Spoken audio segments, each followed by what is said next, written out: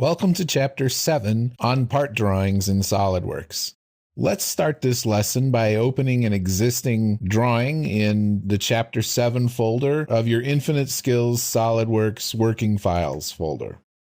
Scroll down to the file called Placing Annotations. This is a simple but typical SOLIDWORKS drawing. If you look at the Feature Manager area, you can see how SOLIDWORKS drawings are organized.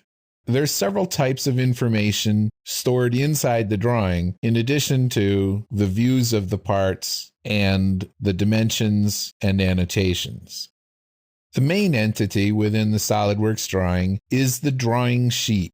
The sheet is listed in the Feature Manager area, and if you right-click on it, you have several options, such as adding a sheet, editing the properties, adding comments, and so on. Within the sheet on the SOLIDWORKS drawing, you've got the sheet format. The sheet format is the series of lines that compose the border and also the text that's associated with the drawing border as well. In addition to the sheet format, you have several drawing views. These drawing views can be independent from one another or they can be linked. We will talk about various types of drawing views and how to create them in a later lesson.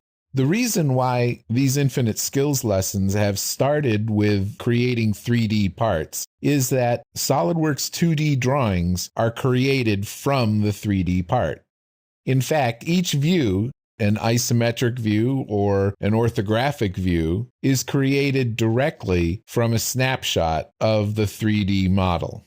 Because all of the views are created directly from the 3D model, it means that changes to the 3D model will update all of the views simultaneously, and your drawing will always show the most updated version of the 3D solid part, and all of the views will match.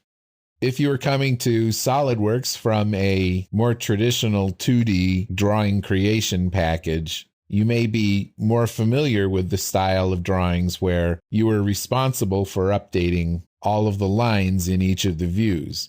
But in SOLIDWORKS, the software takes care of all of that, and all you have to worry about is making sure that the 3D model is correct.